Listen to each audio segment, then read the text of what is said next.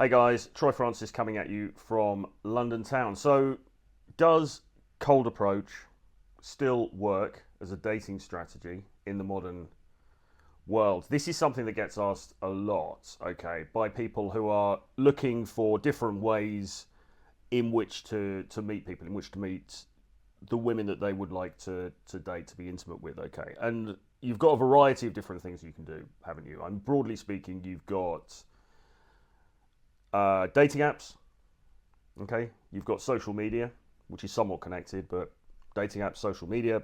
You've got social circle, so friends of friends, family connections, things like that. You've got, what else have you got? You've got going to nightclubs and bars, or you've got meeting people during the daytime, meeting in the daytime. Now, cold approach, for those who are uninitiated to that rather silly term, is basically meeting people, going and having a conversation with someone you haven't met before.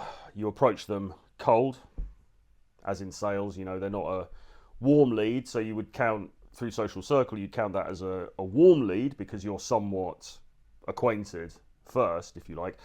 Cold approach is quite simply going up to somebody who you've never met before, introducing yourself, and starting a conversation.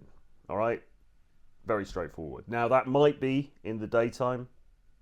It might be in a coffee shop or a library or the Whole Foods store or whatever. It might be at night time. You know, that could also be in a bar or a club or a rave or whatever it is, or just in a party area in the city where you're based. It could be at a wedding. It could be whatever, right? It's just basically any situation where you go and speak to somebody and you didn't know them before. All right. Now, people will then ask this question: does cold approach work? Okay, in terms of dating people. And obviously, the answer is yes, because you've got to be logical about this. If you want to meet new people and bring them into your life, you're going to have to go and speak to them. You're going to have to communicate with them in some way, right? Now, obviously, we've got the online channels now, but equally valid, and many would say more valid, is creating a connection in real life. So does it work? Absolutely, of course it works, because that's how human beings have met since we've been alive on this planet, basically. I mean, that's just how people meet. Okay, so yes, it does work. Is it a surefire silver bullet to having the dating life of your dreams? No, it's not, because there are a lot of variables that come into play, and a lot of it comes down to your value as a guy and the manner in which you present that value, okay, and how you come across socially to the women that you're interacting with. So it's by no means a given. It's not some sort of magic trick where you go and talk to somebody and she's just going to fall in love with you and happy days, of course. But that's not to say that it can't and doesn't work, because obviously it does. I think the thing that people make a mistake about when they ask questions like this, though, is they are sort of looking at it as if it's a trick, as if it's some sort of a game. And obviously terms like game and things have been used in the past when talking about dating skills for men. And people will look at cold approach and they'll say, oh, it's one of those tricks, isn't it? So you go up and you say these certain things, and the girl likes you because you've done that. And does it still work, or whatever? And it's like, no, you shouldn't be looking at it like that. What it is going and forming a connection with another human being, okay? And as I've said previously in videos, what's really important here is not the lines that you use or the clever things that you say or the jokes that you tell or any of those things. Although humor obviously is great, can be very effective, very important, but what you're really seeking to do is to create an interaction of some intensity, okay, where something meaningful passes between the two of you, okay? So it transcends the sort of ordinary, mundane, quotidian chatting up, and instead something resonant happens between you and the woman, okay? And this is whether this is in the daytime or it's in the nighttime, even in the nightclub, whatever. What you are looking to do, okay, is to, for a second or for a few moments, to break through the matrix. I use that overused term. What I mean by it here is to break through that social matrix that everyone else is in and to have an interaction with her that feels real, okay, that feels meaningful, okay, that has emotional weight to it, all right, in some way. Now, that doesn't mean it has to be super serious. That doesn't mean that you can't have a laugh. It doesn't mean you can't joke around. Certainly doesn't mean you can't flirt, because flirtation and that sexual spark, that definitely has emotional weight to it, okay, of a particular kind. But when you go into the interaction, in whatever environment you're in, you want something to pass between you that she is going to remember afterwards, okay? Now, one of the tricky things I think about this is, firstly, I don't know that guys necessarily know that. I think that guys who are new to this think, well, okay, so I've seen some videos, I've read some books, so what I have to do is go up and talk to 25 girls, and I'm going to have a bit of a chat with her. I'm going to ask her what work she does. I'm going to tease her about the job that she does or something. I'm going to ask for her number and then get a date. And it's this very perfunctory kind of checklist of things that you have to do, okay? And as I say, that's the wrong way of looking at it. I mean, yes, you might use some kind of a structure like that or whatever, fine. But as I say, the key thing here is how intense was that interaction. And again, when I say intense, I don't mean super, some kind of emo intensity of super dark kind of emotional heaviness, but it needs to have a sort of a weight to it. You know, it needs to have a sort of a gravitas to it, okay, that interaction. It needs to be meaningful. And how do you achieve that? Well, I believe you achieve that, firstly, by actually genuinely being interested in her as a person. Now, I don't mean in a sort of super simpy way. Don't mean like, oh my God, oh so you're a nurse, oh that's amazing, or you work in Starbucks, that's amazing. I don't mean like that. I think that you're trying to accomplish several things when you go into the interaction. Firstly, you are manning up and you are owning the fact that you find her attractive. Okay, so you might go in and make a compliment, say, listen, you look really nice, I had to come and say hello.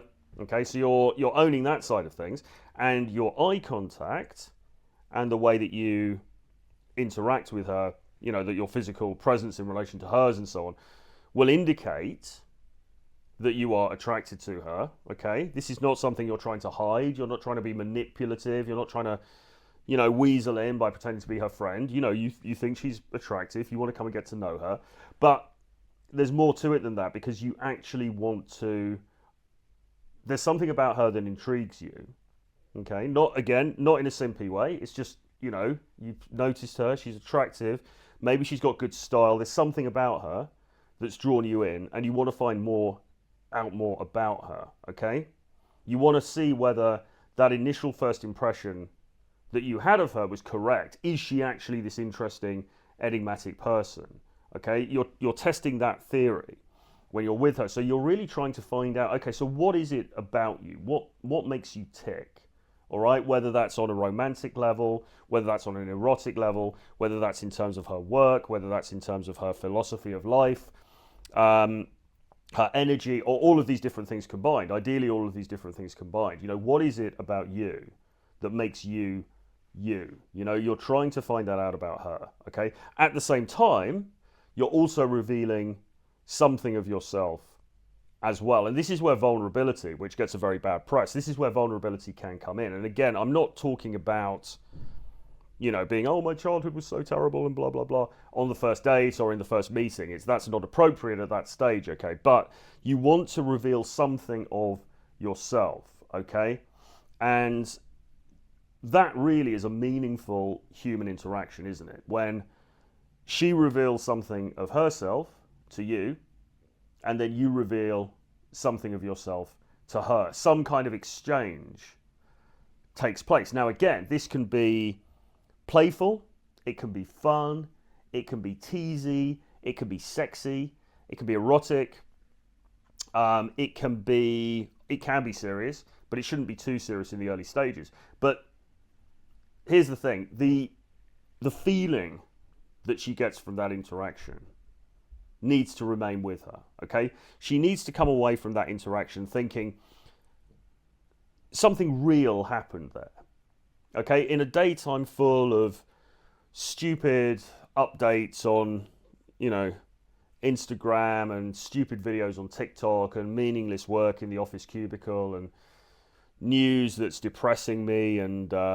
bills to pay and all of this nonsense that we have to contend with in modern life. At the end of the day, when she's taking her makeup off and getting ready to go to bed, you want her to think back to that conversation that she had with you and think, but there was that one thing, there was that moment when that guy came and spoke to me and something genuine happened. On a human level, something genuine happened between me and that guy. And I liked that because in modern life as it exists now, there aren't that many of those genuine moments of human connection. Okay, and that's what you're aiming for.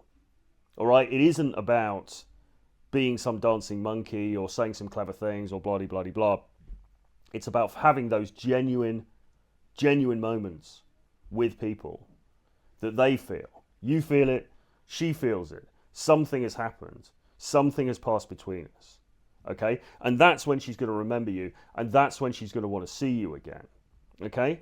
If it's a very perfunctory question where you found out that she's a nurse and she studied French before and she's been to Italy and she likes the nightclubs in that part of town or whatever, and okay, let's get your number. Fine. You had a conversation. You manned up, you went and approached somebody, you had a conversation. Great.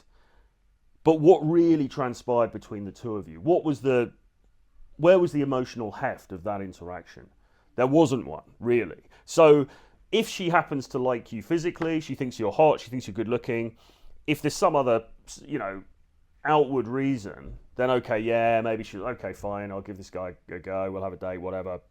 But what you really want is to touch people. I mean, touch people emotionally, of course. You want to touch people emotionally that you meet so that there is a curiosity on their part and a pleasure that they have from that interaction as well, that they want to see you again. They want to explore that more, okay? And this really is charisma. This really is the foundation of charisma, okay? The ability to draw people into your world, all right? The ability to create an intimate connection, or what feels like an intimate connection between you and them in a very normal situation. In the Starbucks, in the canteen, at the place where, in the shopping mall, at the nightclub, 5 a.m. outside in the cigarette smoking area, whatever. You are looking to create real experiences with other people, okay? It's very powerful. That's what works, all right? And by the way, even if you're using dating apps or however you're meeting people initially, you're going to have to do that on the date, okay? Or you're going to have to do that when you meet, all right? It's about making it real, okay? That is the answer. It's not going to gel in every single case with every single person, of course, because, you're not for everybody and everybody is not for you, and that's fine. But the more that we can strip away the crap and the detritus of modern existence, the nonsense, and get to real communication with one another, the better things get, okay? And also, there's a great pleasure in it for you as well, to really feel like I've had a conversation with her and something happened in that moment between the two of us. It wasn't just fluff talk. It wasn't just nonsense. It was like an actual passing of energy between the two of us, all right? Super, super key, super, super important. Easier to probably to demonstrate in real life, or easier to probably explain. It depends where you're coming from as well. A lot of guys are very closed off emotionally and physically and everything else, right? And A lot of it is allowing yourself to be free from the constraints of your own mind. And that's something that we can work on. So if you're interested in this stuff, firstly, subscribe to the channel. Secondly, you can book a free call with me on the link below if you are, not experiencing the kind of dating life you would like, and you want to talk to me about that and figure out if we can work together with some coaching. Link below, as I say, for Calendly. You can book a free call with me. I've got a collection of 11 books about dating, the dating marketplace, etc., etc. The link for that is below. It's called Renegade Dating Blueprint. Leave your comments below, give me a like, and I will see you next time. Bye-bye.